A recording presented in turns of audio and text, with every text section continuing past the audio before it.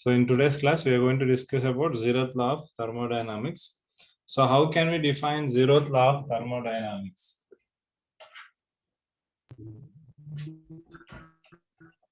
So it is very simple. So the zeroth law of thermodynamics states that, so if two objects are in thermal equilibrium,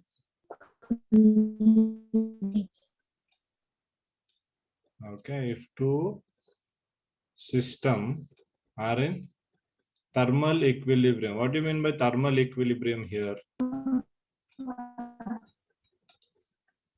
So first we have to understand what is thermal equilibrium. It's not a All systems should have it's,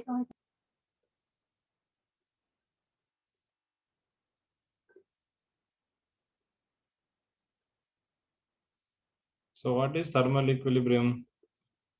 all systems should have thermal. Thermal? Temperature of two conducting bodies become equal. Yes. So temperature of two system ಅಥವಾ ಯಾವ್ದೋ ಎಷ್ಟಾದ್ರೂ system ಆಗ್ಬೋದು, ಅದೇನಾಗಬೇಕು, same ಆಗ್ಬೇಕು. ಈಗ for example ನಾವು ಎರಡು beaker ಅಲ್ಲಿ ಒಂದ್ರಲ್ಲಿ ಹಾಟ್ ವಾಟರ್, ಸೊ ಇನ್ನೊಂದ್ರಲ್ಲಿ ಕೋಲ್ಡ್ ವಾಟರ್.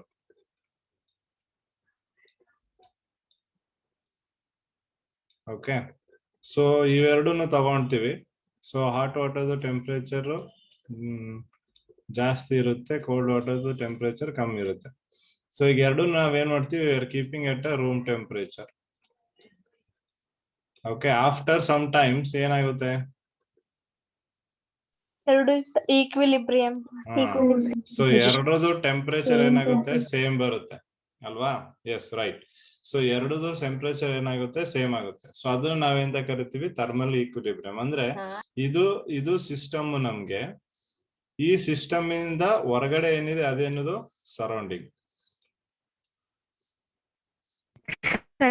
ಅಲ್ವಾ?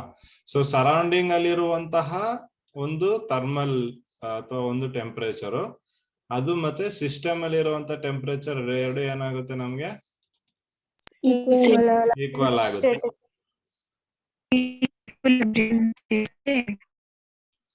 ಸೊ ಅದನ್ನ ನಾವು ಥರ್ಮಲ್ ಈಕ್ವಿಲಿಬ್ರಿಯಂ ಅಂತ ಕರಿತೀವಿ, ಹೌದಲ್ವಾ? ಸೊ ಅದೇ ರೀತಿ ಇಲ್ಲಿ ನಾವು ಹೇಳ್ತಿದೀವಿ, let's consider this as a system A, this is a system B and this is system C. So ಇಲ್ಲಿ when according to zeroth law, so zeroth law ಏನ್ ಸ್ಟೇಟ್ ಮಾಡ್ತದೆ, if two objects in thermal equilibrium with third one, two objects, ಈ ಒಂದು object ಮತ್ತೆ ಈ ಒಂದು object are in thermal equilibrium with third one, ಮೂರನೇ ಒಂದು ಸಿಸ್ಟಮ್ ಜೊತೆ ಇವೆರಡು ಏನಾಗಿದೆ, ಥರ್ಮಲ್ ಈಕ್ವಿಲಿಬ್ರಿಯಂ ಅಲ್ಲಿ ಇದಾವೆ.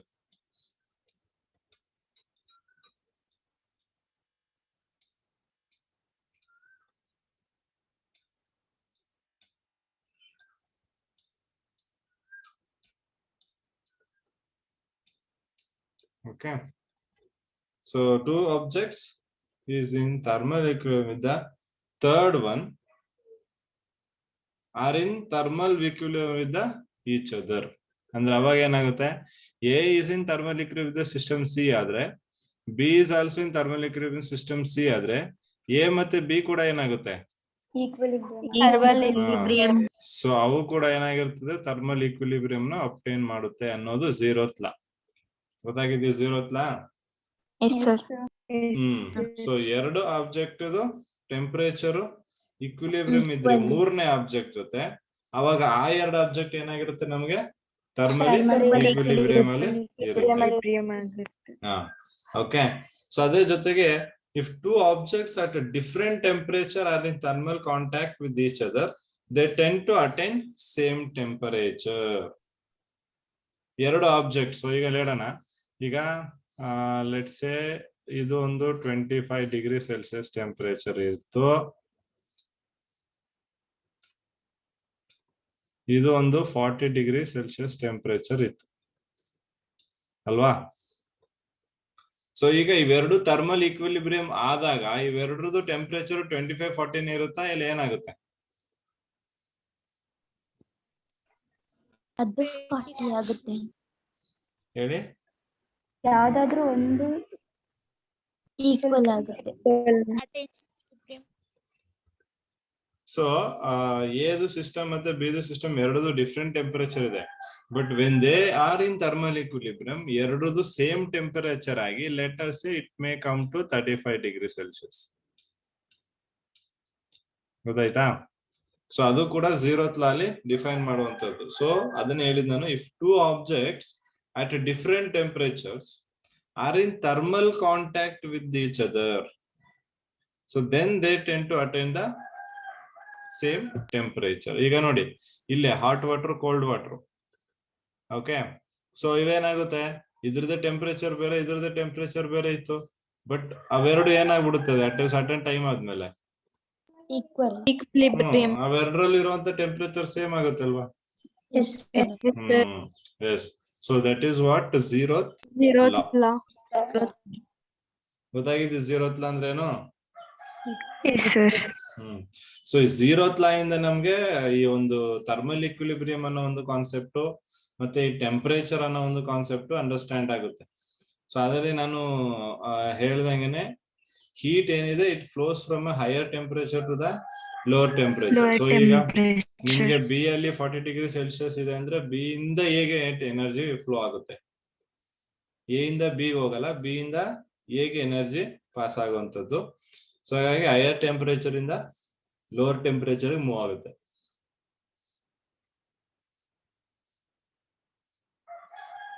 So when two are in ಅಂದ್ರೆ ಯಾವಾಗ ಅಂದ್ರೆ ಅದು when the two are in contact with one other until acquire same temperature.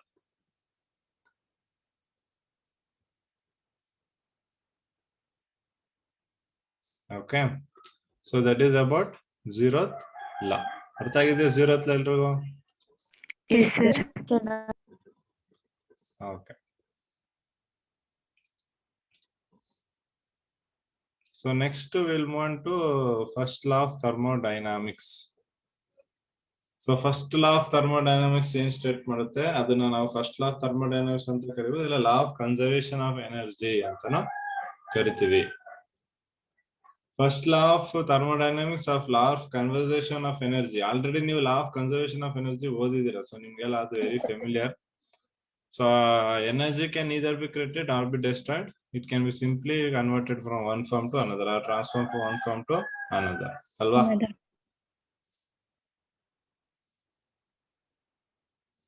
So ಅಂದ್ರೆ ಎನರ್ಜಿನ ನೀವು ಕ್ರಿಯೇಟ್ ಮಾಡಕ್ಕಾಗಲ್ಲ, ಆ ಎನರ್ಜಿನ ನೀವು ಡೆಸ್ಟ್ರಾಯ್ ಮಾಡಕ್ಕಾಗಲ್ಲ, ಬಟ್ ಎನರ್ಜಿನ ಏನ್ ಮಾಡ್ಬೋದು ನೀವು? One form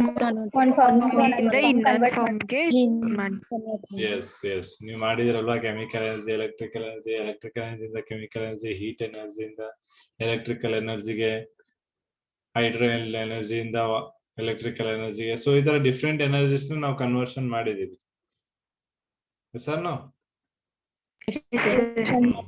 ಸೊ ಈ ಒಂದು ಕೋರ್ಸ್ ಆಫ್ ಟ್ರಾನ್ಸ್ಫರ್ ಅಲ್ಲಿ ಯಾವ್ದೇ ರೀತಿಯಾದ ಅಮೌಂಟ್ ಆಫ್ ಎನರ್ಜಿ ಡೆಸ್ಟ್ರಾಯ್ ಆಗಲ್ಲ, ಅದು ಯಾವ್ದೋ ಹೊಸ ಎನರ್ಜಿ ಕೂಡ ಕ್ರಿಯೇಟ್ ಆಗೋದಿಲ್ಲ. ಸೊ ಹಾಗಾದ್ರೆ ಈ ಲಾ ಪ್ರಕಾರ ನಮ್ಗೆ ಯೂನಿವರ್ಸಲ್ ಇರುವಂತಹ ಎನರ್ಜಿ ಏನಾಗುತ್ತೆ? ಎಸ್ ಅಲ್ವಾ? ಸೊ ಯೂನಿವರ್ಸಲ್ ಇರುವಂತಹ ಎನರ್ಜಿ ಏನಾಗುತ್ತೆ ನಮ್ಗೆ? ಕಾನ್ಸ್ಟೆಂಟ್ ಆಗುತ್ತೆ. ಓಕೆ. ಸೊ ಇದನ್ನ ನಾವು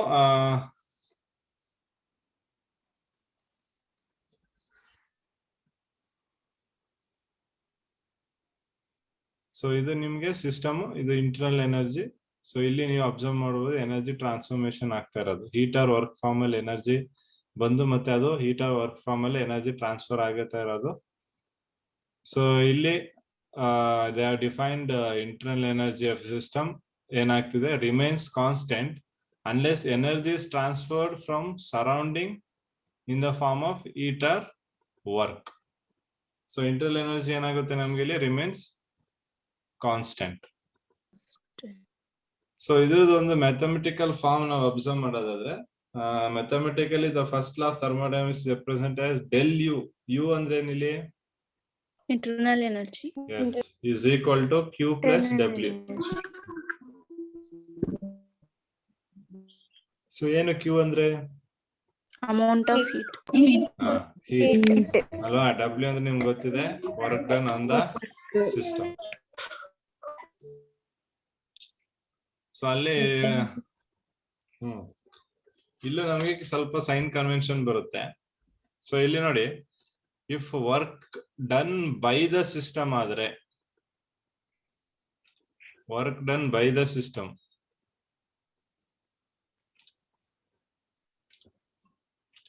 work done by the system ಆದಾಗ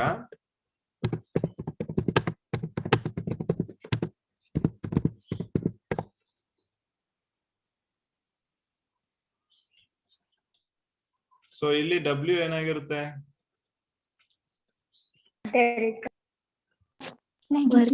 ನೆಗೆಟಿವ್ ಇರುತ್ತೆ. Yes, W is going to be negative.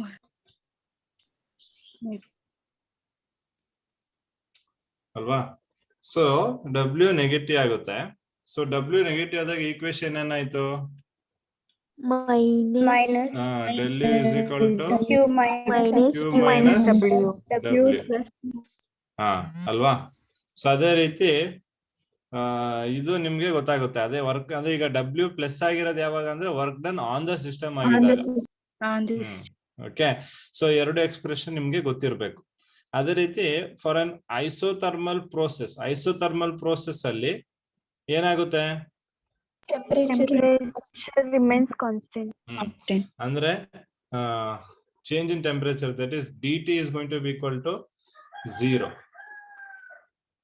Okay, so isothermal process ಅಲ್ಲಿ change in temperature dt is going to be equal to 0. So ಯಾವಾಗ dt 0 ಆಗುತ್ತೆ ಆವಾಗ ಏನಾಗುತ್ತೆ? ನಮಗೆ internal energy also tends to 0.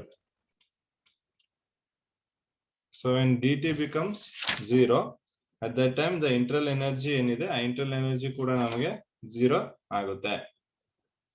So this is for isothermal process. So ಆವಾಗ ಏನಾಗುತ್ತೆ ನಮಗೆ ಐಸೋಥರ್ಮಲ್ಲಿ ವರ್ಕ್ ಡನ್ ಅಂದ್ರೆ ಡೆಲ್ ಯು 0 ಆಗೋಯ್ತು ಅಂದ್ರೆ Q is equal to W ಆಗುತ್ತೆ ಇಲ್ಲಿ.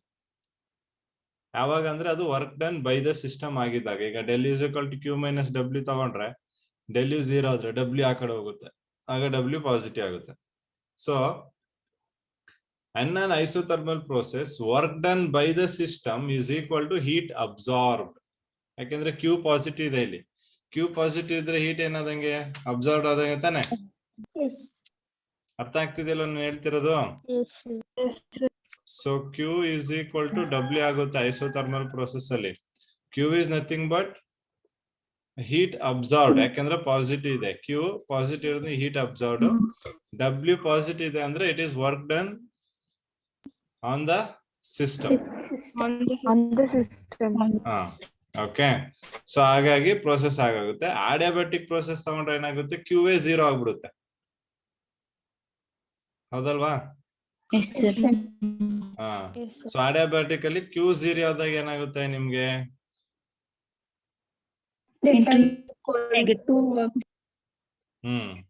ಅಲ್ವಾ? ಸೊ ಅಂದ್ರೆ ಏನಾಗುತ್ತೆ? Emission U is equal to minus W ಆಗುತ್ತೆ, ಹೌದಾ? ಸೊ ದೇರ್ಫೋರ್ ನಾವು ನೆಗೆಟಿವ್ ನ ಡೆಲ್ ಕಡೆ ಕಳಿಸಿದ್ರೆ ಇದು ಡಬ್ಲ್ಯೂ ಆಗುತ್ತೆ. ಸೊ ಇಲ್ಲಿ ಈ ಒಂದು ಏನ್ ಇಂಡಿಕೇಟ್ ಮಾಡ್ತಿದೆ ಅಂದ್ರೆ if work is done by the system, ಆಗ ಇಂಟರ್ನಲ್ ಎನರ್ಜಿ ಏನಾಗ್ತಿದೆ? ಡಿಕ್ರೀಸ್ ಆಗ್ತಿದೆ. So in an adiabatic process, when it is work done by the system ಆಗಿದಾಗ internal energy ಏನಾಗುತ್ತೆ? ನಮ್ಗೆ ಡಿಕ್ರೀಸ್ ಆಗುತ್ತೆ. Yes. Okay. So that is what here it is indicating. ಗೊತ್ತಾಗ್ತಿದ್ಯಾ? Okay.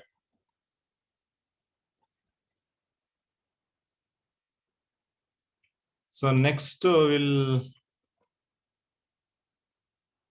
derive here derivation of the first law of thermodynamics ಬಂದ್ರೆ.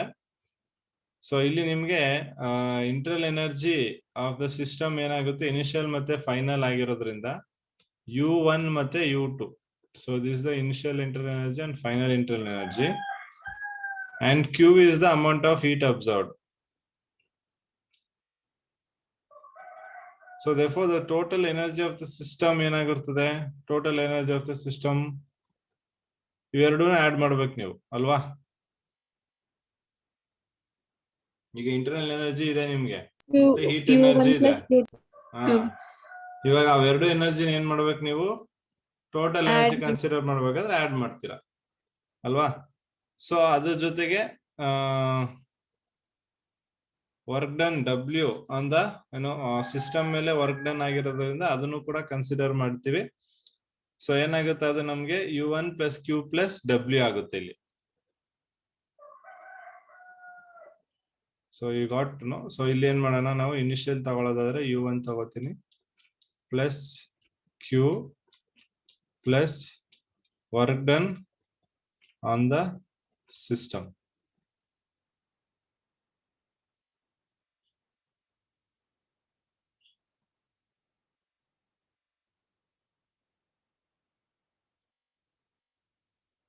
So all this energy is going to be equal to U2. So ಇದನ್ನ ಏನ್ ಮಾಡ್ತೀವಿ ನಾವು, U2 - U1 ತಗೊಂಡ್ರೆ ನಿಮಗೆ del U is equal to Q + W. So ಇದನ್ನ ನಾವು ಇನ್ನೂ ಹೆಂಗ್ ಬರ್ಕೋಬಹುದು ಅಂದ್ರೆ du is equal to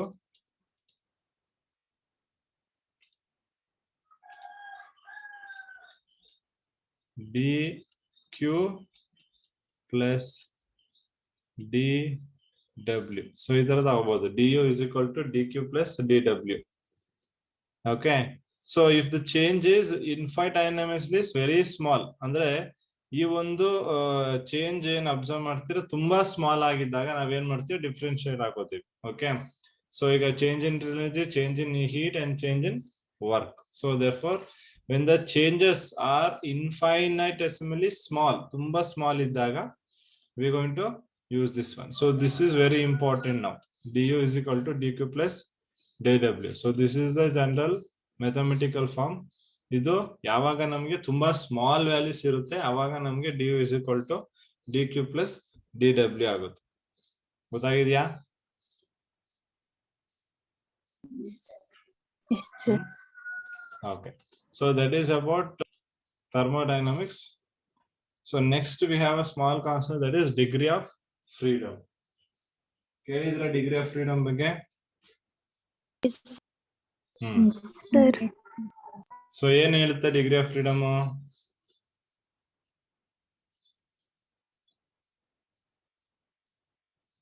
So it just indicates the movement of a molecule ಅಲ್ವಾ. ಮಾಲಿಕ್ಯೂಲ್ ಹೇಗೆ ಮೂವ್ ಆಗುತ್ತೆ ಅನ್ನೋದನ್ನ ಇಂಡಿಕೇಟ್ ಮಾಡುತ್ತೆ. ಸೊ ಅಲ್ಲಿ ನೀವು ಅಬ್ಸರ್ವ್ ಮಾಡಬಹುದು ಟ್ರಾನ್ಸ್ಲೇಷನ್ ಮೋಷನ್, ರೊಟೇಷನಲ್ ಮೋಷನ್ ಮತ್ತೆ ವೈಬ್ರೇಷನ್ ಮೋಷನ್. ವೈಬ್ರೇಷನ್ ಅಲ್ಲಿ ಯಾವ ತರ ವೈಬ್ರೇಷನ್ ಆಗುತ್ತೆ ಅನ್ನೋದು ತೋರಿಸಿದಾರೆ ಅಷ್ಟೇ. ಬೆಂಡಿಂಗ್, ಸ್ಟ್ರೆಚಿಂಗ್, ಸಿಮಿಟ್ರಿಕ್ ಅಂದ್ರೆ ಎರಡೂ ಕಡೆ ಸೇಮ್ ಸ್ಟ್ರೆಚಿಂಗ್ ಇರುವಂತದ್ದು, ಎಸಿಮಿಟ್ರಿಕ್ ಅಂದ್ರೆ ಒಂದ್ ಕಡೆ ಜಾಸ್ತಿ ಫುಲ್ ಇರುವಂತದ್ದು. ಸೊ ಈ ತರ ಒಂದು ಡಿಫ್ರೆಂಟ್ ಮಾಲಿಕ್ಯೂಲ್ಸ್ ಮೂವ್ಮೆಂಟ್ಸ್ ಇರುತ್ತೆ. ಸೊ ಆ ಮೂವ್ಮೆಂಟ್ಸ್ ನ ಇಲ್ಲಿ ರೊಟೇಷನಲ್, ಟ್ರಾನ್ಸ್ಲೇಷನ್ ಮತ್ತೆ ವೈಬ್ರೇಷನಲ್ ಮೋಷನ್ ಅಂತ ನಾವು ಕರಿತೀವಿ. Okay, so the total number of modes on which molecules of an ideal gas can exchange energy during collision as known as degree of freedom. So ಇದರಲ್ಲಿ ನಮಗೆ major ಆಗಿ important ಇರೋದು ಈ ಒಂದು ಕಾಲಮ್ ಏನಿದೆ, ಈ ಒಂದು ಟೇಬಲ್ ಏನಿದೆ, ಇದು ತುಂಬಾ ಇಂಪಾರ್ಟೆಂಟ್ ನಿಮ್ಗೆ. ಸೊ ಯಾವ ಟೈಪ್ ಆಫ್ ಮಾಲಿಕ್ಯೂಲ್ ಇದೆ, ಅದರಲ್ಲಿ ಎಷ್ಟು type of degree of freedoms ಇದೆ, ಮತ್ತೆ ಅದು ಯಾವ ಯಾವ್ದು. ಸೊ ಇದು ತುಂಬಾ important. So you have to make a note of this. So monatomic, diatomic ಮತ್ತೆ ಟ್ರಯಾಟಮಿಕ್ ಅಲ್ಲಿ ಎರಡು ಬರುತ್ತೆ, ಒಂದು ಲೀನಿಯರ್, ಇನ್ನೊಂದು bent. So monatomic number of atoms ಅದರಲ್ಲಿ 1 ಇರುತ್ತೆ. n is nothing but number of atoms. ಅದ್ರ ಡಿಗ್ರಿ ಆಫ್ ಫ್ರೀಡಮ್ ಎಷ್ಟು ಅಂದ್ರೆ 3. ಸೊ 3 ಕೂಡ ಏನಾಗಿರ್ತದೆ ಇಲ್ಲಿ ಟ್ರಾನ್ಸ್ಲೇಷನ್ ಆಗಿರುತ್ತೆ. So they vibrate in the Axis px, py, pz, ಈ ತರ 3 ಆಕ್ಸಿಸ್ ಅಲ್ಲಿ ಅಥವಾ xyz ಅಂತಹ 3 ಆಕ್ಸಿಸ್ ಗಳಲ್ಲಿ ವೈಬ್ರೇಷನ್ ಟ್ರಾನ್ಸ್ಲೇಷನ್ ಆಗ್ತಾ ಇರುತ್ತೆ. ಸೊ ಅದೇ ರೀತಿ ನೀವು ಡಯಾಟಮಿಕ್ ಬಂದ್ರೆ 6 ಡಿಗ್ರಿ ಆಫ್ ಫ್ರೀಡಮ್, ಟ್ರಯಾಟಮಿಕ್ ಬಂದ್ರೆ 9 ಡಿಗ್ರಿ ಆಫ್ ಫ್ರೀಡಮ್. ಓಕೆ, ಜೊತೆಗೆ ನೀವು ಅಲ್ಲಿ ಯಾವ ಮೋಡ್ಸ್ ಅಲ್ಲಿ ನಿಮ್ಗೆ ಯಾವ ಟೈಪ್ ಆಫ್ ಮೂವ್ಮೆಂಟ್ ಆಗ್ತಾ ಇದೆ ಅನ್ನೋದನ್ನ ಅಬ್ಸರ್ವ್ ಮಾಡಬಹುದು. ಕ್ಲಿಯರ್ ಆಗಿದೆಯಾ? Yes, sir. Okay. So before I move on to this, derive.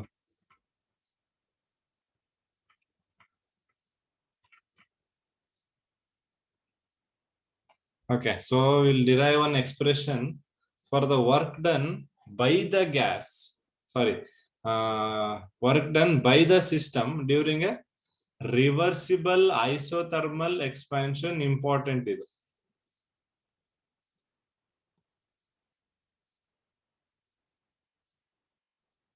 Isothermal reversible expansion ಗೆ ನಾವೇನ್ ಬರ್ತಿದೀವಿ, ವರ್ಕ್ ಡನ್ ಎಕ್ಸ್ಪ್ರೆಷನ್ ಬರಿಬೇಕು. Okay, expression for the work done for reversible isothermal expansion ನಿಮ್ಗೆ exam ಅಲ್ಲಿ ಹಂಗೇನೆ ಕೇಳ್ತಾರೆ. ಓಕೆ, ಸೊ ಆಲ್ರೆಡಿ ನಮ್ಗೆ ಗೊತ್ತಿದೆ W is equal to minus PdV. ಇದು ಆಲ್ರೆಡಿ ನಮ್ಗೆ ಗೊತ್ತಿರುವಂತದ್ದು ಅಲ್ವಾ? ಸೊ ಇಲ್ಲಿ ಈ ಒಂದು ಪ್ರೋಸೆಸ್ ಅಲ್ಲಿ ನಾವೇನ್ ಮಾಡ್ತಿದ್ವಿ, ಐಸೋಥರ್ಮಲ್ ಅಂದಾಗ ಏನ್ ಮಾಡ್ಬೇಕು? ಟೆಂಪರೇಚರ್. ಸೊ ಟೆಂಪರೇಚರ್ ನ ಇಲ್ಲಿ ಕಾನ್ಸ್ಟೆಂಟ್ ಇಟ್ಬಿಡ್ತೀವಿ. ರಿವರ್ಸಿಬಲ್ ಅಂದ್ರೆ ಏನಪ್ಪ? Takes stepwise process. Stepwise. ಇನ್ನೊಂದು ವರ್ಡ್ ಹೇಳಿದೆ ನಾನು, ಅದಕ್ಕೆ ತುಂಬಾ ಇಂಪಾರ್ಟೆಂಟ್ ಆಗಿ. Reversible. Carrier. Slowly carry. Yes. ಇದು ಸ್ಲೋ ಪ್ರೋಸೆಸ್ ರಿವರ್ಸಿಬಲ್ ಅಲ್ವಾ? ಅಂದ್ರೆ ಈಗ ಫಾರ್ ಎಕ್ಸಾಂಪಲ್ ನೀವು ಇಲ್ಲಿಂದ ಇಲ್ಲಿಗೆ ಹೋಗ್ತಿದ್ದೀರಾ ಅಂದ್ರೆ ಎವ್ರಿ ಸಿಂಗಲ್ ಪಾಯಿಂಟ್ ಅಲ್ಲಿ ನೋಡ್ಬೇಕಾ ಅಲ್ವಾ? ಅಂದ್ರೆ ಎವ್ರಿ ಒಂದು ಸಿಂಗಲ್ ಪಾಯಿಂಟ್ ಅಲ್ಲಿ it attains the stability, right? So ಆದ್ರಿಂದ ಇದೇನಾಗುತ್ತೆ, ಇನ್ಫೈನೈಟಮಸ್ಲಿ ವೆರಿ ಸ್ಮಾಲ್. ತುಂಬಾ ಸ್ಮಾಲ್ ಆದಾಗ ಏನ್ ಮಾಡ್ತೀವಿ ನಾವು, ಅದನ್ನ DW ಅಂತ ತಗೋತೀವಿ. So DW is equal to ಇಲ್ಲೇನಾಯ್ತು, ಮೈನಸ್ PdV. ಹೌದಾ? So work done is very small, ತುಂಬಾ ಸ್ಮಾಲ್. ಯಾಕಂದ್ರೆ ಸ್ಲೋ ಸ್ಟೆಪ್ ಮತ್ತೆ ಸ್ಟೆಪ್ ತುಂಬಾ ಜಾಸ್ತಿ ಇಲ್ಲ, ತುಂಬಾ ಚಿಕ್ಕದು. ಹಾಗಾಗಿರೋದ್ರಿಂದ ಏನಾಗುತ್ತೆ, ಅದು ನಮ್ಗೆ very small amount of work ನೆಲ್ಲ ಆಡ್ ಮಾಡ್ಬೇಕಾಗುತ್ತೆ. ಸೊ ಹಾಗಾಗಿ ನಾವು ಏನ್ ಮಾಡ್ತೀವಿ, ಡಿಫ್ರೆನ್ಶಿಯೇಟ್ ಮಾಡ್ಕೋತೀವಿ. So DW is equal to minus PdV.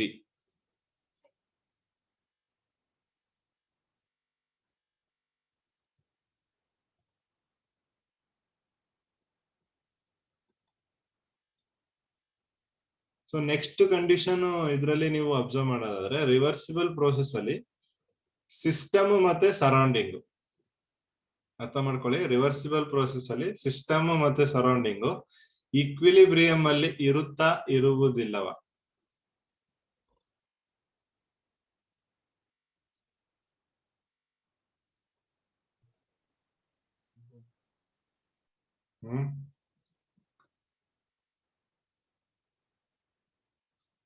System ಮತ್ತೆ surrounding, are they going to be in equilibrium in a reversible process? ಯಾವ್ದೊಂದು ಹೇಳಿ.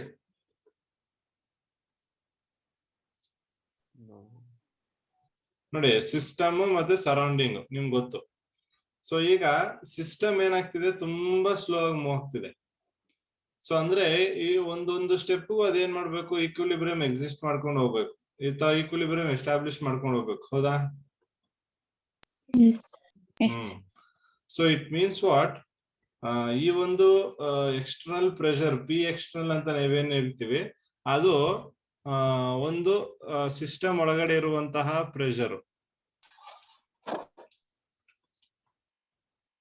ಅಲ್ವಾ? ಈ ಸಿಸ್ಟಮ್ ಒಳಗಡೆ ಇರೋ ಪ್ರೆಷರ್ ಏನಾಗುತ್ತೆ ನಮ್ಗೆ,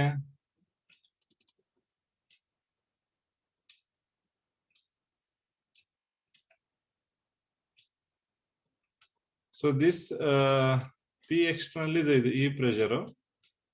So this pressure is going to be same as that of external ಹೊರಗಡೆ ಅಂದ್ರೆ surrounding the pressure ಹೌದಾ P gas. ಸೊ ಅಂದ್ರೆ ಅವೆರಡು ಈಕ್ವಿಲಿಬ್ರಿಯಂ ಅಲ್ಲಿ ಇರೋದ್ರಿಂದ ಎರಡು ಈಕ್ವಲ್ ಆಗುತ್ತೆ. ಸೊ ಸರೌಂಡಿಂಗ್ ಗ್ಯಾಸ್ ಏನ್ ಬರೀತೀವಿ ನಾವು ರಿಯಲ್ ಗ್ಯಾಸ್ಗೆ PV is equal to NRT equation ಇದೆ. ಸೊ ಇಲ್ಲಿ ಏನ್ ಮಾಡ್ತೀವಿ ನಾವು P is equal to NRT by V. So ಇದನ್ನ ಇಲ್ಲಿಗೆ ಸಬ್ಸ್ಟಿಟ್ಯೂಟ್ ಮಾಡಿದ್ರೆ ನಾವು DW is equal to ಏನಾಗುತ್ತೆ ಮೈನಸ್ NRT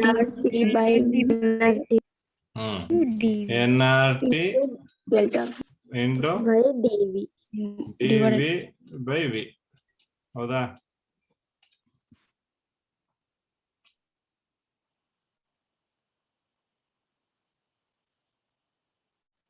ಇಷ್ಟು ಕ್ಲಿಯರ್ ಆಯ್ತಾ? ಸೊ ಇದು NRT dV by dV ಮತ್ತೆ ಇಲ್ಲಿ DW ಇರುತ್ತೆ. ಸೊ ಈಗ ನಾವಿಲ್ಲಿ ಅಬ್ಸರ್ವ್ ಮಾಡ್ಬೇಕು ತುಂಬಾ ಸ್ಮಾಲ್ ವ್ಯಾಲ್ಯೂಸ್ ಇರೋದ್ರೆ ಅವೆಲ್ಲ ನಾವ್ ಏನ್ ಮಾಡ್ಬೇಕು ಆಡ್ ಮಾಡೋದ್ರಿಂದ ಏನ್ ಮಾಡ್ತೀವಿ ನಾವು ಇಂಟಿಗ್ರೇಟ್ ಮಾಡ್ತೀವಿ to get the total work. So complete work ಎಷ್ಟಿದೆ ಅಂತ ಗೊತ್ತಾಗಕ್ಕೆ ನಾವೇನ್ ಮಾಡ್ತೀವಿ ಇಂಟಿಗ್ರೇಟ್ ಮಾಡ್ತೀವಿ. So therefore integration of DW is equal to ಈ ಮೈನಸ್ NRT ಏನೋ ಕಾಮನ್. ಸೊ ಅದನ್ನ ಹೊರಗಡೆ ತೆಗೋಣ. ಮೈನಸ್ ಅಂದ್ರೆ it is a constants. NRT is a constant. So ಅದನ್ನ ಹೊರಗಡೆ ತೆಗೆದು DV by V. ಸೊ ಇದ್ರದ್ದು ವಾಲ್ಯೂಮ್ ಏನಾಗುತ್ತೆ changes from V1 to V1 V2 ಅಂದ್ರೆ ಫಸ್ಟ್ ವಾಲ್ಯೂಮ್ ನಿಮ್ಗೆ ಬಿಫೋರ್ ನೀವು ಪ್ರೆಷರ್ ಹಾಕಕ್ಕಿಂತ ಮುಂಚೆ ಏನಿತ್ತು ಆಮೇಲೆ ನೀವು ಪ್ರೆಷರ್ ಹಾಕಿದ್ಮೇಲೆ ಏನಾಗುತ್ತೆ. ಸೊ ಅದೇನಾಗುತ್ತೆ ನಮ್ಗೆ V1 ಮತ್ತೆ V2 ಆಗೋದ್ರಿಂದ so this is V1 and this will B V2. Okay. So integration of 1 by Vx ಗೊತ್ತಿದ್ಯಾ ನಿಮ್ಗೆ? Integration of 1 by x is log x. So therefore integration of 1 by V is log V. So ಇದನ್ನ DW ಏನಂತ ಬರೀತೀವಿ integration ಮಾಡಿದ್ಮೇಲೆ we are going to write it as W. So W will be equal to minus NRT into natural log of V2 by V1. Okay. Log or lan? This is a natural log. Then later we'll convert that natural log to logarithm. Okay. So ಈ ಒಂದು equation ನಾವೀಗ natural log ಇಂದ logarithm convert ಮಾಡ್ಬೇಕು ಅಂದ್ರೆ ಏನ್ ಮಾಡ್ತೀವಿ 2.303 log ನ multiply ಮಾಡ್ತೀವಿ. ಸೊ ಹಾಗಾಗಿ ಇಲ್ಲಿ ಏನಾಗುತ್ತೆ minus 2.303 NRT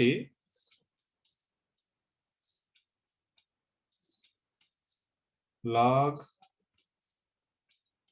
V2 by V1.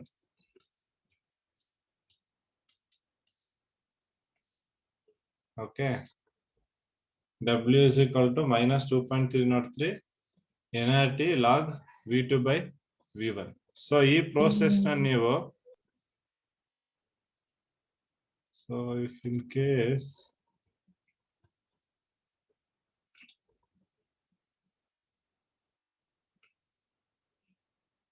The value input ಯಾವ್ದ್ರ ವ್ಯಾಲ್ಯೂ minus 2.3. ಅದು natural log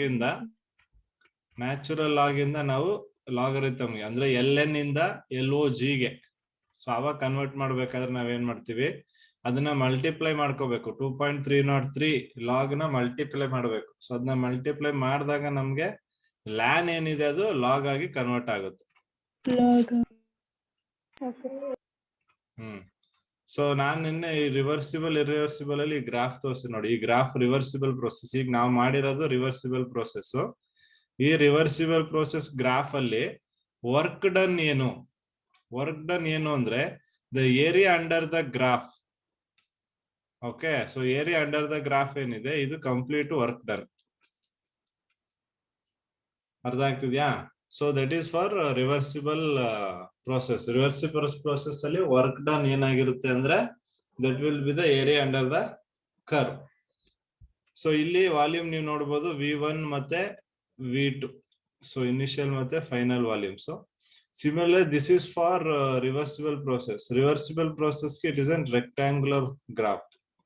So rectangular graph ಅಲ್ಲಿ ವರ್ಕ್ ಇಲ್ಲಿ ಇದಿಷ್ಟು ವರ್ಕ್.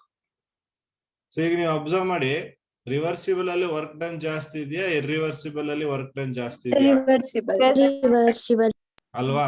ಸೊ ರಿವರ್ಸಿಬಲ್ ಅಲ್ಲಿ ವರ್ಕ್ ಡನ್ ಜಾಸ್ತಿ ಇದೆ. ಇವಾಗ ನಾವು ಮಾಡ್ತಿರೋದು ಡಿರೈವ್ ಮಾಡಿದ್ದು ಎಕ್ಸ್ಪ್ಯಾನ್ಷನ್ ಗ ಕಂಪ್ರೆಷನ್ ಗ? ಎಕ್ಸ್ಪ್ಯಾನ್ಷನ್. ಸೊ ಇಲ್ಲಿ ಒಂದು ನೀವು ಅಬ್ಸರ್ವ್ ಮಾಡ್ಬೇಕಾಗಿರುವಂತ ವೆರಿ ಇಂಪಾರ್ಟೆಂಟ್ ಥಿಂಗ್ ಏನು ಅಂದ್ರೆ expansion of ideal gas.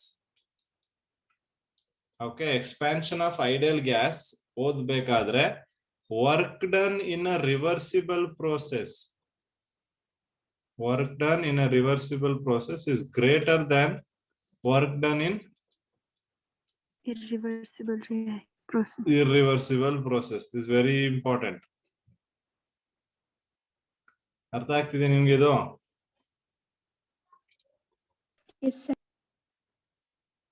Okay, so you have to remember that thing. So that is the very important part. So ಗೊತ್ತಾಗಿದೆ ಈಗ ಐಸೋಥರ್ಮಲ್ ಎಕ್ಸ್ಪಾನ್ಷನ್ ನಿಮ್ಗೆ. ಸೊ ಫೈನಲ್ ಆಗಿ ನಿಮ್ಗೆ ಐಸೋಥರ್ಮಲ್ ಎಕ್ಸ್ಪಾನ್ಷನ್ ಏನ್ ಬಂದಿದೆ? W is equal to minus 2.303 log of NRT ಅಲ್ವಾ? 303 NRT log of V2 by V1. V2 by V1. Yes. Okay, so namge we know that P1 V1 is equal to P2 V2. ನೆನಪಿದೆ ಇದು? States of matter ಅಲ್ಲಿ ಓದಿದ್ವಿ ಇದನ್ನ. So from this equation ನಾನು ಏನ್ ಬರೀಬಹುದು? V2 by V1 P1 by P2 is equal to ಏನ್ ಬರೀಬಹುದು? P1 by P2. ಹೌದು, ಬರೀಬಹುದಾ ಇಲ್ವಾ? So ಇದನ್ನ ನೀವು ಇಲ್ಲಿಗೂ ಸಬ್ಸ್ಟಿಟ್ಯೂಟ್ ಮಾಡಬಹುದು. Instead of V2 by V1 what you can put? P1 by P2. Okay, so ಅಂದ್ರೆ ನಿಮ್ಗೆ ಇನ್ ಕೇಸ್ ವಾಲ್ಯೂಮ್ ಕೊಡದೇ ಇದ್ದಾಗ, ಪ್ರೆಷರ್ ಏನಾದ್ರು ಕೊಟ್ಟಿದ್ರೆ ಎಕ್ಸಾಮ್ ಅಲ್ಲಿ ಅಥವಾ ಪ್ರಾಬ್ಲಮ್ ಸಾಲ್ವಿಂಗ್ ಅಲ್ಲಿ, ಸೊ ಅವಾಗ ನೀವೇನ್ ಮಾಡ್ಬೇಕು? ಸ್ವಲ್ಪ ಫಾರ್ಮುಲಾನ ಚೇಂಜ್ ಮಾಡಬೇಕು. ಎಸ್, ಸೊ ಹಾಗೆ ಮಾಡ್ಕೋಬೇಕು. For 1 mole of gas n value ಏನಾಗಿರುತ್ತೆ? 1, right? Okay, so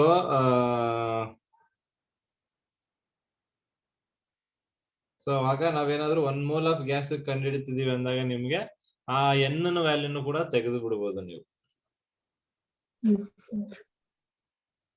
ಗೊತ್ತಾಗಿದ್ಯಾ? So isothermal reversible expansion ನಿಮ್ಗೆ ಗೊತ್ತಾಯ್ತಲ್ವಾ? ಓಕೆ, ಸೊ ನೆಕ್ಸ್ಟ್ ನಮ್ಗೆ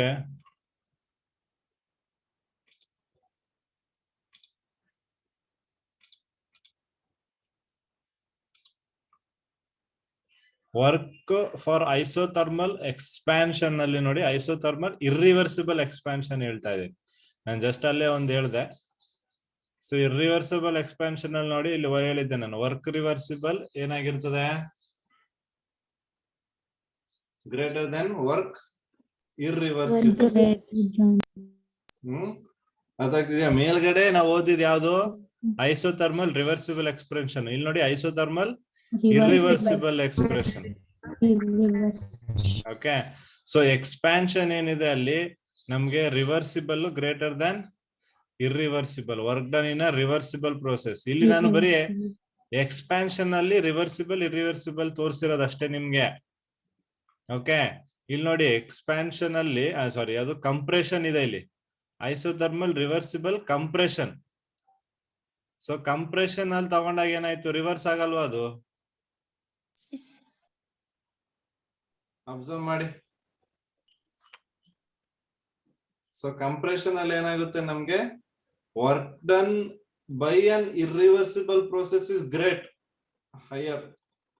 ಯಾಕೆಂದ್ರೆ ನೋಡಿ ಅಲ್ಲಿ ವರ್ಕ್ ಕಂಪ್ಲೀಟ್ ಇದಿಷ್ಟು ವರ್ಕ್ ಡನ್. ಇಲ್ಲಿ ನೀವು ಅಬ್ಸರ್ವ್ ಮಾಡೋದಾದ್ರೆ ಇದಿಷ್ಟು ಏನಿದೆ ಇದಿಷ್ಟು ವರ್ಕ್ ಡನ್. ಸೊ ಈ ಗ್ರಾಫ್ ಅಲ್ಲಿ ಇದಿಷ್ಟು ಮಾಮೂಲಿ. ರಿವರ್ಸ್ ಏನು ಕಂಪ್ರೆಷನ್ ಅಂದ್ರೆ ಏನಾಗುತ್ತೆ, ಇಲ್ಲಿಂದ ಇಲ್ಲಿಗೆ ಹೋಗುತ್ತೆ. ಈಗ ವಾಲ್ಯೂಮ್ ಕಮ್ಮಿ ಆಗ್ಬೇಕಲ್ವಾ ಕಂಪ್ರೆಸ್ ಮಾಡಿದಾಗ? ಅದೇ ಇಲ್ಲಿ ಆರೋ ಮಾರ್ಕ್ ನೋಡಿ ಯಾವ ಕಡೆ ಹೋಗ್ತಾ ಇದೆ.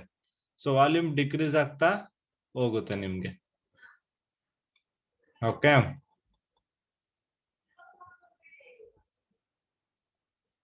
ಸೊ ಗೊತ್ತಾಗಿದೆ ಇದು? ಓಕೆ, ಸೊ ಕನ್ಕ್ಲೂಷನ್ ಇಲ್ಲಿ ಅಬ್ಸರ್ವ್ ಮಾಡಿ. So whenever work is done on the gas, then it will be minimum in case of reversible process. ಗೊತ್ತಾಗಿದೆ ಅದು? If expansion or compression takes place against a constant external pressure, then it is irreversible. ನೆನ್ಪಿಟ್ಕೊಳ್ಳಿ, ಇದು ತುಂಬಾ important. Expansion ಆದ್ರೂ ಆಗ್ಲಿ compression ಆದ್ರೂ ಆಗ್ಲಿ, if it is taking place against constant external pressure, ಅಂದ್ರೆ ಎಕ್ಸ್ಟರ್ನಲ್ ಪ್ರೆಷರ್ ನ ನೀವು ಕಾನ್ಸ್ಟೆಂಟ್ ಇಟ್ಟಿದ್ದೀರ ಅಂದ್ರೆ ಅದು ಇರ್ರಿವರ್ಸಿಬಲ್ ಆಗಿರುತ್ತೆ, no matter whether it is expansion or compression. ಗೊತ್ತಾಗಿದ್ಯಾ? If there is a sudden change, then the process is irreversible.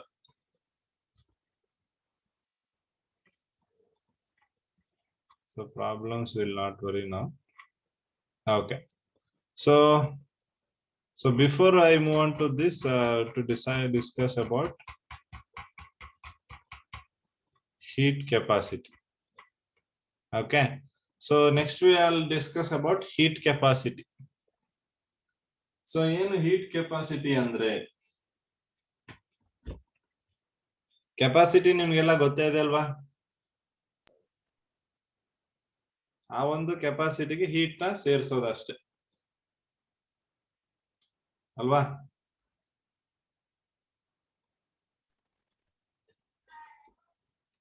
So ಈಗ ನೀವು ಫಾರ್ ಎಕ್ಸಾಂಪಲ್ ಇಮ್ಯಾಜಿನ್ ಮಾಡಿ, if you are boiling oil ಮತ್ತೆ ವಾಟರ್, ಇಲ್ಲಿ ನೀವು ಅಬ್ಸರ್ವ್ ಮಾಡ್ಬೋದು oil ಮತ್ತೆ water ನ ಬಾಯ್ಲ್ ಮಾಡ್ತಿದ್ರ. ಇಲ್ಲಿನೂ ಕೂಡ ನಾವು 1 ಲೀಟರ್ ಆಯಿಲ್ ತಗೊಂಡಿದೀವಿ, ಇಲ್ಲೂ ಕೂಡ 1 ಲೀಟರ್ ವಾಟರ್ ತಗೊಂಡಿದೀವಿ. ಎರಡಕ್ಕೂ ಈಕ್ವಲ್ ಅಮೌಂಟ್ ಹೀಟ್ ನ ಸಪ್ಲೈ ಮಾಡ್ತಿದೀವಿ. Q is also same. ಯಾವ್ದು ಬೇಗ ಹೀಟ್ ಆಗುತ್ತೆ?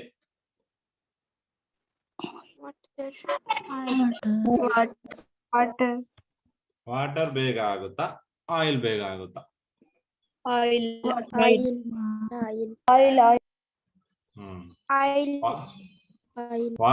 ವಾಟರ್ ಅಂತ ಹೇಳಿರುವ ಎಲ್ಲಾ ಹೆಣ್ಮಕ್ಳು ಅಡಿಗೆ ಮನೆ ಕಡೆ ತಲೆನೇ ಹಾಕಿಲ್ಲ ಅಂತ ಗೊತ್ತಾಯ್ತು.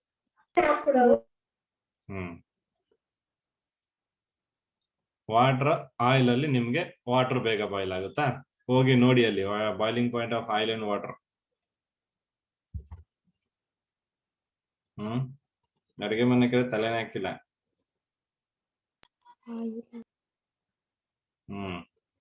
ಓಕೆ, ಯಾವ್ದು ಬೇಗ ಬಾಯ್ಲ್ ಆಗೋದು?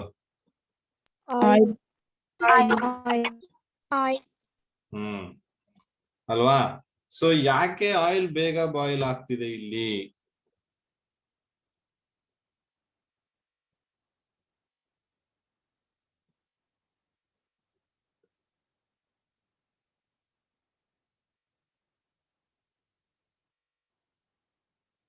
ಸೊ ಇಲ್ಲಿ ಈ ಒಂದು ಕೆಪಾಸಿಟಿ ಏನಿದೆ ಆಯಿಲ್ಗೆ ಅಥವಾ ವಾಟರ್ಗೆ, ಹೀಟ್ ನ ಹೋಲ್ಡ್ ಮಾಡೋ ಕೆಪಾಸಿಟಿ ಅಥವಾ ಹೀಟ್ ಎನರ್ಜಿನ ಹೋಲ್ಡ್ ಮಾಡೋ ಕೆಪಾಸಿಟಿ, ಅದನ್ನ ನಾವು ಹೀಟ್ ಕೆಪಾಸಿಟಿ ಅಂತ ಕರೆಯೋದು. ಸೊ ಅದನ್ನ ಹೋಲ್ಡ್ ಮಾಡೋ ಕೆಪಾಸಿಟಿ ವಾಟರ್ಗೆ ಜಾಸ್ತಿ ಇದೆ. ವಾಟರ್ ಅಲ್ಲಿ it has more energy to hold the heat energy. Okay, so ಹಾಗಾಗಿ ವಾಟರ್ ಏನಾಗುತ್ತೆ ನಿಮ್ಗೆ ಲೇಟ್ ಆಗಿ ಬಾಯ್ಲ್ ಆಗುತ್ತೆ ಕಂಪೇರ್ಡ್ ಟು ಆಯಿಲ್. ಗೊತ್ತಾಗಿದ್ಯಾ? ಸೊ ಇಲ್ಲಿ ನೀವು ಅಬ್ಸರ್ವ್ ಮಾಡಬಹುದು, more you heat an object, the higher is the temperature, and more you cool is lower is the temperature. ಅಂದ್ರೆ ಯಾವ್ದ್ರ ಮೇಲೆ ಡಿಪೆಂಡ್ ಆಗಿದೆ ಕ್ಯೂ ಇಲ್ಲಿ ನಿಮ್ಗೆ?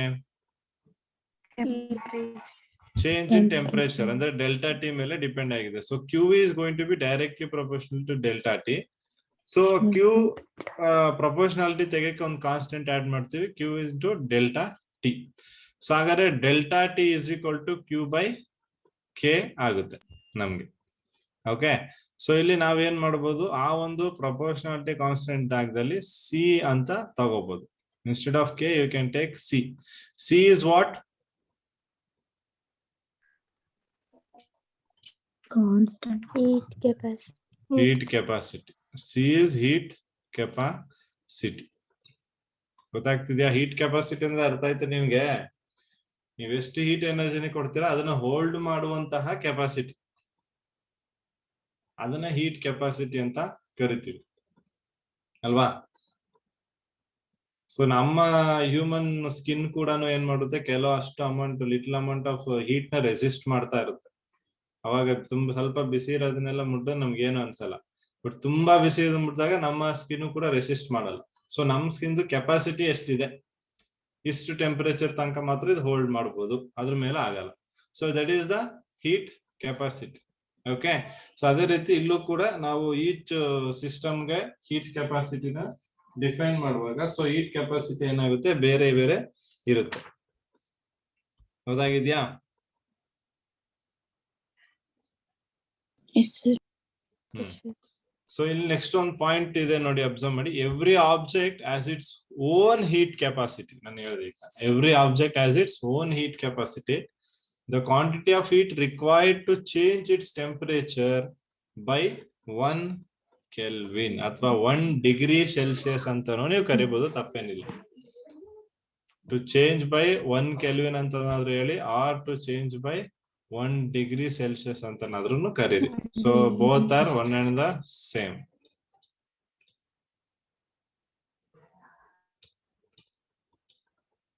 ಗೊತ್ತಾಗಿದ್ಯಾ?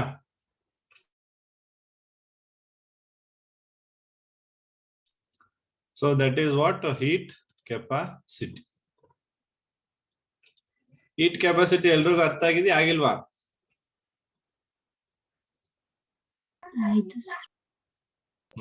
ನೋಡಿ ಇಲ್ಲಿ heat capacity Q is equal to C into delta T, where C is what? Heat capacity. Heat capacity. Yes. So ಇದರಲ್ಲಿ ನಮಗೆ ಮೂರು ರೀತಿಯಾದ ಹೀಟ್ ಕೆಪಾಸಿಟಿ ಇದೆ. ಒಂದು ಟೋಟಲ್ ಹೀಟ್ ಕೆಪಾಸಿಟಿ, ಇನ್ನೊಂದು ಮೊಲಾರ್ ಹೀಟ್ ಕೆಪಾಸಿಟಿ, ಇನ್ನೊಂದು ಸ್ಪೆಸಿಫಿಕ್ ಹೀಟ್ ಕೆಪಾಸಿಟಿ. ಇವೆಲ್ಲ definition ತುಂಬಾ ಸಿಂಪಲ್, ಜಾಸ್ತಿ ತಲೆ ಕೆಡಿಸ್ಕೊಳ್ಳಂಗಿಲ್ಲ ಡೆಫಿನೇಷನ್ ಬಗ್ಗೆ. ನೀವು ಅಬ್ಸರ್ವ್ ಮಾಡಿ, ಟೋಟಲ್ ಹೀಟ್ ಕೆಪಾಸಿಟಿ ಅಂದ್ರೆ ಒಂದು ಸಿಸ್ಟಮ್ ಅಲ್ಲಿ ಇರುವಂತಹ ಅಷ್ಟು ಮಾಲಿಕ್ಯೂಲ್ಸ್ ಟೆಂಪರೇಚರ್ ನ ಇನ್ಕ್ರೀಸ್ ಮಾಡೋದಕ್ಕೆ ಒಂದೇ ಒಂದು ಯೂನಿಟ್ ಇಂದ, ಬೈ 1 ಯೂನಿಟ್ ಆಫ್ ಕೆಲ್ವಿನ್ ಅಥವಾ by 1 unit of degree Celsius ಇಂದ ಇನ್ಕ್ರೀಸ್ ಮಾಡೋದಕ್ಕೆ ನಿಮ್ಗೆ ಎಷ್ಟು ಎನರ್ಜಿ ಬೇಕು ಅದನ್ನ ನಾವು ಟೋಟಲ್ ಹೀಟ್ ಕೆಪಾಸಿಟಿ ಅಂತ ಕರಿತೀವಿ ಅಷ್ಟೇ. Heat required to raise the temperature of a given mass by unit Kelvin. 1 kg ಕೊಟ್ಟಿದೀವಿ ಅಂದ್ರೆ ಆ 1 kg ಮಾಲಿಕ್ಯೂಲ್ಸ್ ಹೀಟ್ ನ ರೈಸ್ ಮಾಡೋದಕ್ಕೆ ನೀವೆಷ್ಟು ಟೆಂಪರೇಚರ್ ಕೊಡ್ತೀರಾ ಅಂದ್ರೆ ಒಂದೇ 1 ಡಿಗ್ರಿ ರೈಸ್ ಆಗ್ಬೇಕು. ಓಕೆ, ಓನ್ಲಿ 1 ಡಿಗ್ರಿ ರೈಸ್ ಆಗ್ಬೇಕು. 25 ಡಿಗ್ರಿ ಸೆಲ್ಸಿಯಸ್ 26 ಹೋಗ್ಬೇಕು. ಇಷ್ಟು ಹೋಗಕ್ಕೆ ಎಷ್ಟು ಎನರ್ಜಿ ಕೊಡ್ತೀರಾ ಅದನ್ನ ನಾವು ಟೋಟಲ್ ಹೀಟ್ ಕೆಪಾಸಿಟಿ ಅಂತ ಕರಿತೀವಿ. ಇನ್ನು ಮೋಲಾರ್ ಹೀಟ್ ಕೆಪಾಸಿಟಿಗೆ ಬಂದ್ರೆ, ಮೋಲಾರ್ ಅಲ್ಲೇ ಇದೆ, it is restricted to 1 mole. Yes or no? Yes, sir. So 1 mole of molecules ನ ಒಂದೇ 1 ಯೂನಿಟ್ ಇಂದ ಟೆಂಪರೇಚರ್ ರೈಸ್ ಮಾಡೋದಕ್ಕೆ ನೀವೆಷ್ಟು ಎನರ್ಜಿ ಕೊಡ್ತೀರ ಅದನ್ನ ಮೋಲಾರ್ ಹೀಟ್ ಕೆಪಾಸಿಟಿ ಅಂತ ಕರಿತೀವಿ. ಇನ್ನು ಸ್ಪೆಸಿಫಿಕ್ ಹೀಟ್ ಕೆಪಾಸಿಟಿಗೆ ಬಂದ್ರೆ, ಇಲ್ಲಿ ಏನ್ ಹೇಳಿದ್ರೆ 1 ಮೋಲ್ ಬದಲು 1 ಗ್ರಾಮ್ ಅಷ್ಟೇ. ಸೊ 1 ಗ್ರಾಮ್ ನ ಮಾಲಿಕ್ಯೂಲ್ಸ್ ಟೆಂಪರೇಚರ್ ನ 1 ಡಿಗ್ರಿ ರೈಸ್ ಮಾಡೋದಕ್ಕೆ 1 ಯೂನಿಟ್ ಕೆಲ್ವಿನ್ ಇಂದ ರೈಸ್ ಮಾಡೋದಕ್ಕೆ ಎಷ್ಟು ಹೀಟ್ ಬೇಕು ಅದು ಸ್ಪೆಸಿಫಿಕ್ ಹೀಟ್ ಕೆಪಾಸಿಟಿ.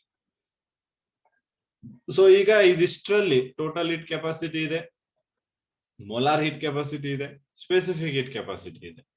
ಇವಿಷ್ಟರಲ್ಲಿ ಯಾವುದು ಇಂಟೆನ್ಸಿವ್ ಪ್ರಾಪರ್ಟಿ ಆಗುತ್ತೆ?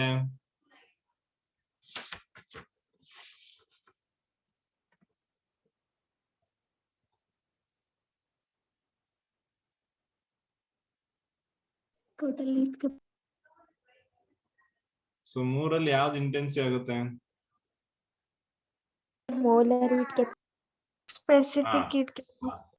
ಮೋಲಾರ್ ಹೀಟ್ ಕೆಪಾಸಿಟಿ ಮತ್ತೆ ಸ್ಪೆಸಿಫಿಕ್ ಹೀಟ್ ಕೆಪಾಸಿಟಿ ಎರಡೂ ಕೂಡ ಇಂಟೆನ್ಸಿವ್ ಆಗುತ್ತೆ. ಬಿಕಾಸ್ ಇವೆರಡರಲ್ಲೂ ಮಾಸ್ ನ ಫಿಕ್ಸ್ ಮಾಡ್ಬಿಟ್ಟಿದೀವಿ. 1 mole and 1 gram fix mass. So mass fix ಆಗಿರೋದ್ರಿಂದ ಅದ್ರ ಮೇಲೆ ಡಿಪೆಂಡ್ ಆಗಲ್ಲ.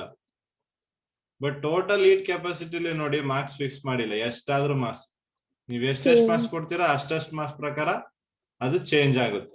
ಸೊ ಹಾಗಾಗಿ ಟೋಟಲ್ ಹೀಟ್ ಕೆಪಾಸಿಟಿ ಎಕ್ಸ್ಟೆನ್ಸಿವ್ ಆಗುತ್ತೆ, ಇನ್ನುಳಿದಿದ್ದು ಎರಡು ಇಂಟೆನ್ಸಿವ್. ಗೊತ್ತಾಗಿದ್ಯಾ? Yes, sir. ಸೊ ಇಲ್ಲಿ ನೀವು ಅಬ್ಸರ್ವ್ ಮಾಡಬಹುದು ಸಿಟಿ ಅಂದ್ರೆ ಅಂದ್ರೆ ಏನು? Total heat capacity is equal to Q by delta T, right? ಇಲ್ಲಿ ನೀವು observe Q divided by delta T.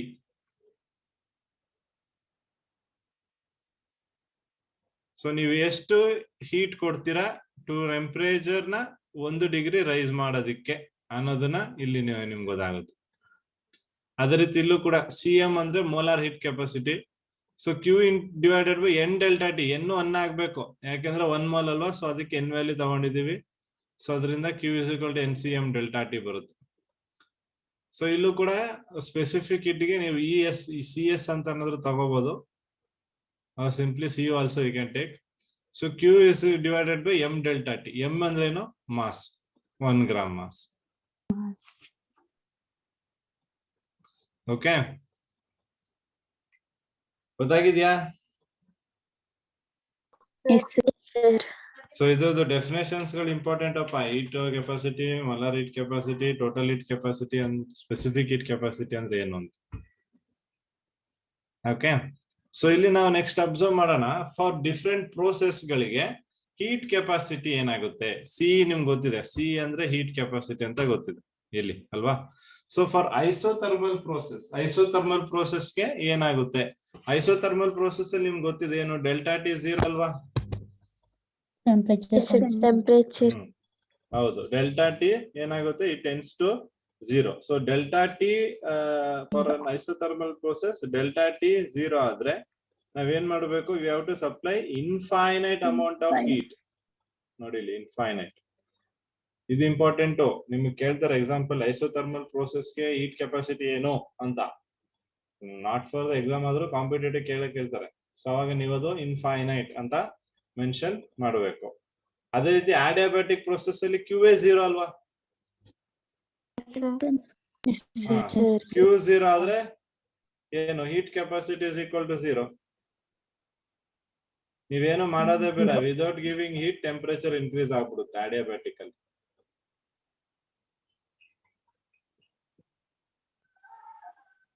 ಅರ್ಥ ಆಗ್ತಿದೆ ನಾನು ಹೇಳ್ತಿರೋದು? ನೋಡಿ, ಕ್ಯೂ ಬೈ ಡೆಲ್ಟಾ ಟಿ ಇದೆ.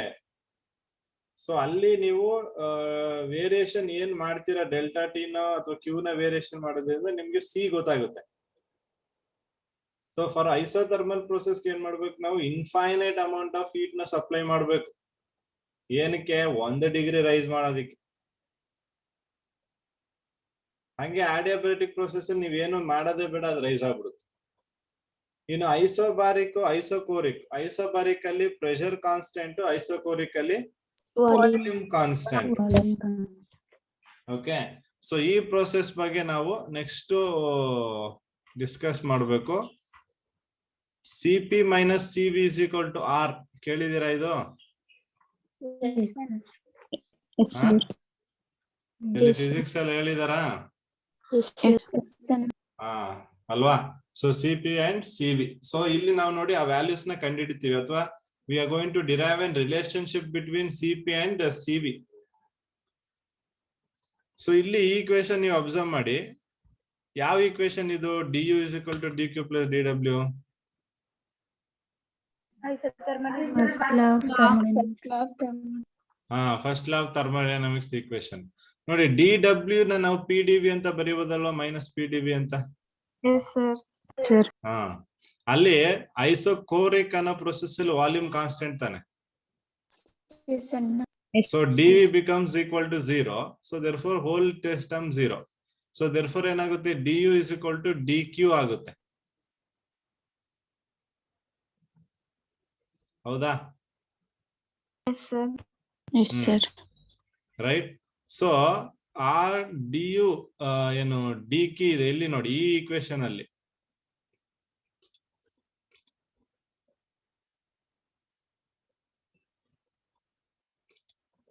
Just a moment.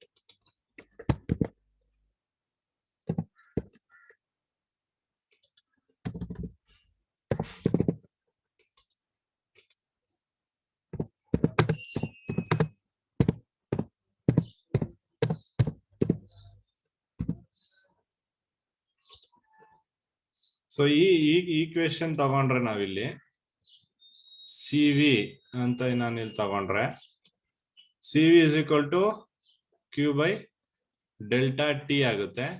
ಇದನ್ನ ನಾನೇನ್ ಮಾಡ್ಬೋದು? ಡಿ ಕ್ಯೂ ಅಂತ ತಗೊಂಡ್ರೆ ಈ ಈಕ್ವೇಶನ್ ಅಲ್ಲಿ D Q is equal to ಏನಾಗುತ್ತೆ? ಸಿ ವಿ ಡೆಲ್ಟಾ ಟಿ ಆಗುತ್ತಾ? Yes, sir. So C V delta T ಎಷ್ಟು ಮೋಲ್ಸ್ಗೆ ಅಂತ ತಗೊಂಡ್ರೆ? ಎನ್ ಮೋಲ್ಸ್ಗೆ. ಎನ್ ಮೋಲ್ಸ್ಗೆ ಅಂತ ತಗೊಂಡ್ರೆ ನಾನು, ಅವಾಗ ಏನಾಯ್ತಿದ್ದು? D U is equal to N C V D T ಆಗಲ್ವಾ? Yes, sir. ಅಥವಾ D L U is equal to N C V D T ಆಗುತ್ತೆ ಅಲ್ವಾ? Yes, Anna. Yes, sir. Yeah. So similarly, if we are going to derive for isobaric process ಗೆ ನಾನು ಹೇಳೋದಾದ್ರೆ, ಇಲ್ಲಿ ನಾವು actual ಆಗಿ ಏನ್ ಮಾಡ್ಬೇಕು ಅಂದ್ರೆ ಎಂಥಾಲ್ಪಿ ಈಕ್ವೇಶನ್ ತಗೋಬೇಕು. ಸೊ ಸಿನ್ಸ್ ಎಂಥಾಲ್ಪಿ ಈಕ್ವೇಶನ್ ನಿಮ್ಗೆ ಆಗಿಲ್ದಿರೋದ್ರಿಂದ ಇಲ್ಲಿ ಏನ್ ಮಾಡ್ತೀವಿ ಅಂದ್ರೆ ನಾವು ಅಬ್ಸರ್ವ್ ಮಾಡಿ. So D U is equal to D Q minus P D V. So P D V ನ ಆ ಕಡೆ ಶಿಫ್ಟ್ ಮಾಡಿದ್ರೆ ಏನಾಯ್ತು? D U plus P D V is equal to D Q of P. Okay. So D Q ಏನು? P ಅಂದ್ರೆ ಇದನ್ನೇನ್ ಮಾಡ್ಬೋದು? C P ಅಂತ ಮಾಡ್ಬೋದು. ಗೊತ್ತಾಗ್ತಿದ್ಯಾ? So therefore D U plus P D V is equal to N C P D T P. ಗೊತ್ತಾಯ್ತಾ ನಿಮ್ಗೆ ಅದು?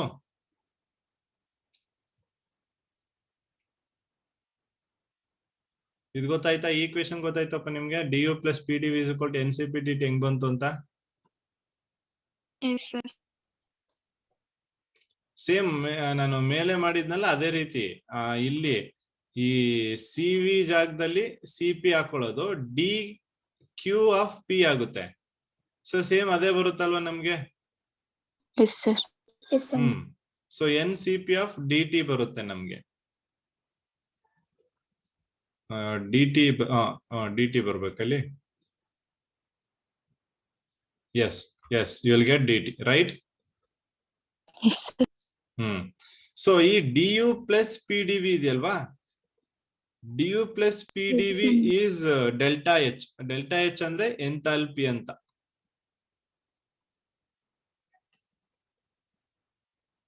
ಓಕೆ. ಸೊ ಈ ಎರಡು ಈಕ್ವೇಶನ್ ನಾವು ತಗೊಂಡು ನೋಡಿ, ಇಲ್ಲಿ C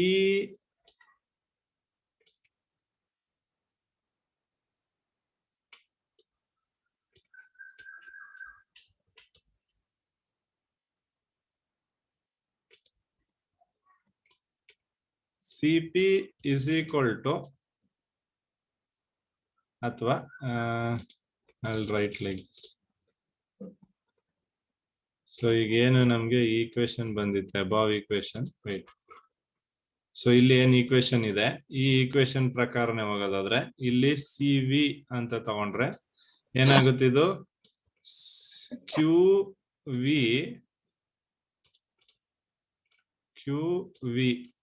V is equal to C V delta T ಆಗುತ್ತೆ. ಹೌದಲ್ವಾ?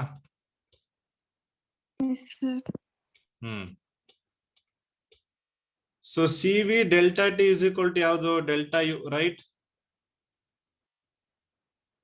Yes, Anna. ಅದೇ ರೀತಿ ನಾನು ಅಲ್ಲಿ ಇನ್ನೊಂದ್ರಲ್ಲಿ ಹೇಳಿದ್ದು ಕ್ಯೂ ಪಿ ತಗೊಂಡ್ರೆ ಕ್ಯೂ ಪಿ ಏನಾಗುತ್ತೆ ನಮ್ಗೆ ಇಲ್ಲಿ ಸಿ ಪಿ ಡೆಲ್ಟಾ ಟಿ ಆಗುತ್ತೆ. ಹೌದಾ?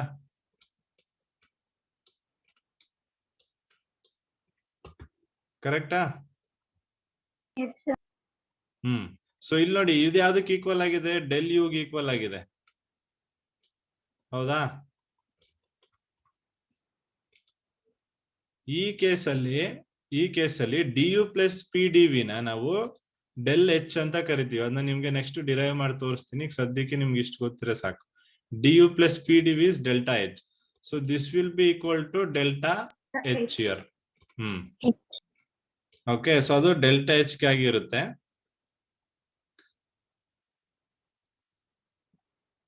For 1 mole of N ideal ಗ್ಯಾಸ್ಗೆ ಈಕ್ವೇಶನ್ ಇದೆ ಅಂದ್ರೆ delta H is equal to del you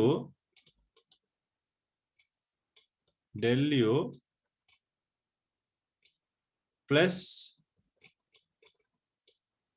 are delta T. So ಇದನ್ನ ನಾವು ಸಬ್ಸ್ಟಿಟ್ಯೂಟ್ ಮಾಡೋದಾದ್ರೆ ಇಲ್ಲಿಗೆ ಡೆಲ್ಟಾ ಎಚ್ ವ್ಯಾಲ್ಯೂ ಇದೆ, ಡೆಲ್ಟಾ ಯು ವ್ಯಾಲ್ಯೂ ಇದೆ, ಅವೆಲ್ಲನ ನಾವು ಸಬ್ಸ್ಟಿಟ್ಯೂಟ್ ಮಾಡಿದ್ರೆ and after substituting we have to divide it by delta T. ಗೊತ್ತಾಗ್ತಿದೆ ನಾನು ಹೇಳ್ತಿರೋದು? ನೀವೇನ್ ಮಾಡ್ಬೇಕು ಈಗ? ಡೆಲ್ಟಾ ಎಚ್ ಜಾಗದಲ್ಲಿ ಸಬ್ಸ್ಟಿಟ್ಯೂಟ್ ಮಾಡ್ತೀರಾ ಇದನ್ನ ಸಿ ಪಿ ಡಿ ಟಿನ, ಡೆಲ್ಟಾ ಯು ಜಾಗದಲ್ಲಿ ಸಿ ವಿ ಡಿ ಟಿನ ಮಾಡ್ತೀರಾ. ಹೌದಾ? ಮಾಡ್ಬಿಟ್ಟು ಹೋಲ್ ಈಕ್ವೇಶನ್ ನ ಡೆಲ್ಟಾ ಟಿ ಇಂದ ಡಿವೈಡ್ ಮಾಡಿದ್ರೆ ನಿಮ್ಗೆ ಈಗ ಬರುತ್ತಾ? ಚೆಕ್ ಮಾಡಿ. CP minus C V R ಅಂತ. ಹಾ ಅಲ್ವಾ? ಸೊ ಅದು ಬಂದಾಗ ನಿಮ್ಗೆ final equation CP minus C V R. ಅಂದ್ರೆ this is the relationship between CP and C V for an ideal gas. R ನಿಮ್ಗೆ ಗೊತ್ತು. What is R? Gas constant. But ಇಲ್ಲಿ ಆರ್ ನಮ್ಗೆ ಈ ಒಂದು ಈಕ್ವೇಶನ್ ಅಲ್ಲಿ ಆರ್ ಏನಾಗಿರುತ್ತೆ ಅಂದ್ರೆ ನೆನ್ಪಿಟ್ಕೊಳ್ಳಿ, it is also gas constant. But ಇಲ್ಲಿ ಕೂಡ ನಾವ್ ಹೇಳ್ತೀವಿ ವರ್ಕ್ ಆಫ್ ಎಕ್ಸ್ಪಾನ್ಷನ್ ಅಂತ ಕರಿತೀವಿ.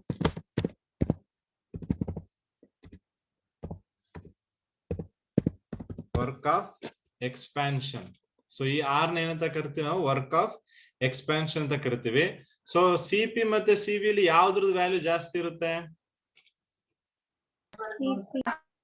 ಹಾ ಅಲ್ವಾ? The value of C P will be greater than value of C V. ಗೊತ್ತಾಗ್ತಿದ್ಯಾ? ಅರ್ಥ ಆಗ್ತಿದ್ಯಾ ಇದು? ಸೊ ನೋಡಿ, ಈಗ ಫಾರ್ ಎಕ್ಸಾಂಪಲ್ ನಾವಿಲ್ಲಿ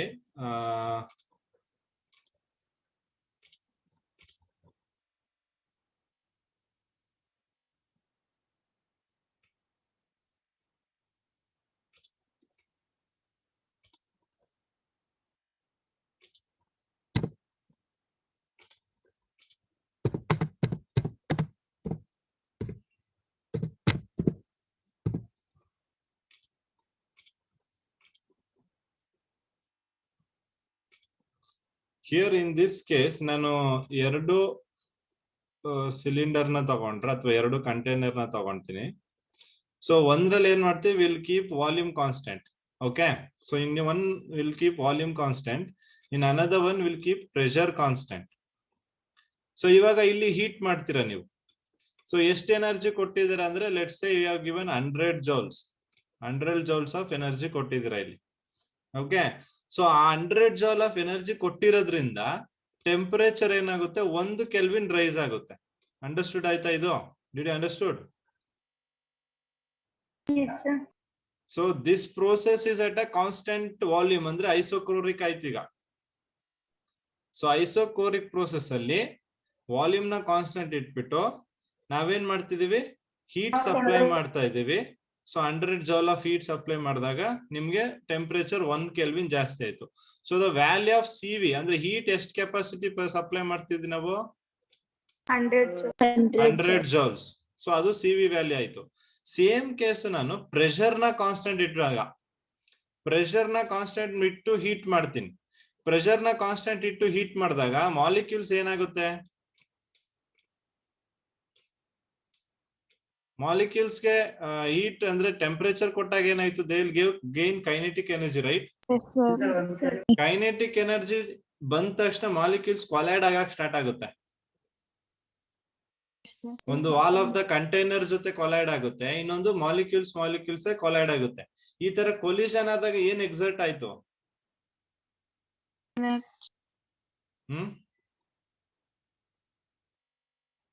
ಈ ತರ ಮಾಲಿಕ್ಯೂಲ್ಸ್ ಎನರ್ಜಿ ತಗೊಂಡ್ ಕೊಲೈಡ್ ಆದಾಗ ಏನ್ ಎಕ್ಸರ್ಟ್ ಆಗುತ್ತೆ? ಪ್ರೆಷರ್ ಎಕ್ಸರ್ಟ್ ಆಗುತ್ತೆ. ಎಸ್, ಪ್ರೆಷರ್ ಎಕ್ಸರ್ಟ್ ಆಗುತ್ತೆ. ಸೊ ನಾವಿಲ್ಲಿ ಇಟ್ಟಿರೋದು ಕಾನ್ಸ್ಟೆಂಟ್ ಪ್ರೆಷರ್, ಹೌದಲ್ವಾ? Yes, sir. ಬಟ್ ಈ ಒಂದು ಕೊಲಿಷನ್ ಇಂದ ಪ್ರೆಷರ್ ಏನಾಗುತ್ತೆ, ಒಳಗಡೆ ಜಾಸ್ತಿ ಆಗುತ್ತಾ? Yes, sir. ಸೊ ಪ್ರೆಷರ್ ಜಾಸ್ತಿ ಆದಾಗ ಏನಾಗುತ್ತೆ, it starts to expand.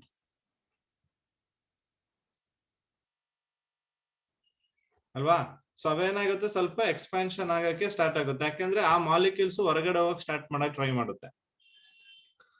So ಅದನ್ನ ನಾವು ಆ ಒಂದು ಮಾಲಿಕ್ಯೂಲ್ಸ್ ತುಂಬಾ ದೂರ ಹೋದಾಗ ಮತ್ತೆ ನಾವೇನ್ ಮಾಡ್ಬೇಕು, ಇಲ್ಲಿ ಎಕ್ಸ್ಟ್ರಾ ಅಮೌಂಟ್ ಆಫ್ ಎನರ್ಜಿನ ಸಪ್ಲೈ ಮಾಡ್ಬೇಕು.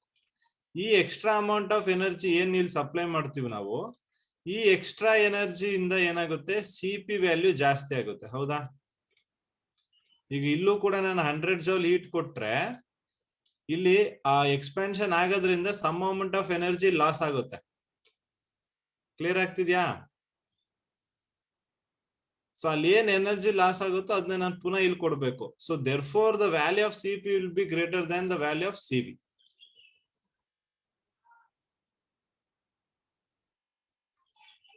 ಗೊತ್ತಾಯ್ತಾ ಇಲ್ವಾ? ಅರ್ಥ ಆಗ್ತಿದ್ಯಾ? CV ಗಿಂತ CP ವ್ಯಾಲ್ಯೂ ಏನಕ್ಕೆ ಜಾಸ್ತಿ ಆಗುತ್ತಂದ್ರೆ, so because of the collision ಅಲ್ಲಿ ನಮ್ಗೆ ಮೋರ್ ಪ್ರೆಷರ್ ಆಗುತ್ತೆ. ಸೊ ಮೋರ್ ಪ್ರೆಷರ್ ಇಂದ ಗ್ಯಾಸ್ ಏನಾಗುತ್ತೆ, ಸ್ವಲ್ಪ ಎಕ್ಸ್ಪಾನ್ಷನ್ ಆಗಕ್ ಜಾಸ್ತಿ ಆಗುತ್ತೆ, ಅಲ್ವಾ? ಯಾಕಂದ್ರೆ ಇಲ್ಲಿ ಇಂಟರ್ನಲ್ ಇಂದ ಪ್ರೆಷರ್ ಬರ್ತಿರೋದು, ಅರ್ಥ ಮಾಡ್ಕೊಳ್ಳಿ. ಒಳಗಡೆಯಿಂದ ಪ್ರೆಷರ್ ಬರ್ತಿರೋದಲ್ವಾ?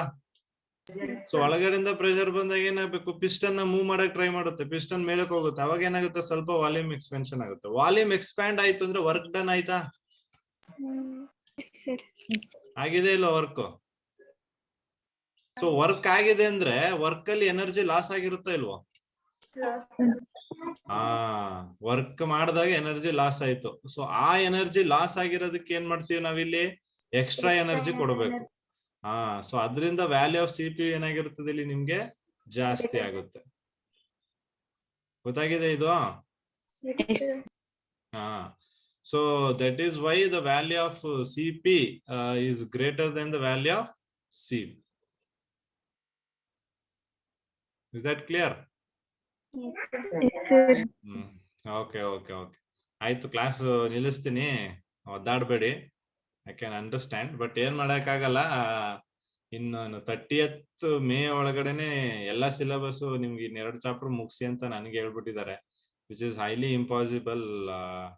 ನನಗೂ ಏನು ಮಾಡಕ್ ಆಗ್ತಿಲ್ಲ. So maybe extra classes ತಗೊಂಡು ನಿಮ್ಗೆ ಮಾಡ್ಬೇಕಾಗುತ್ತೆ. ಓಕೆ, ಸೊ ನೋಡೋಣ. So anyways, thank you all. Have a good evening. Thank you, sir. Thank you.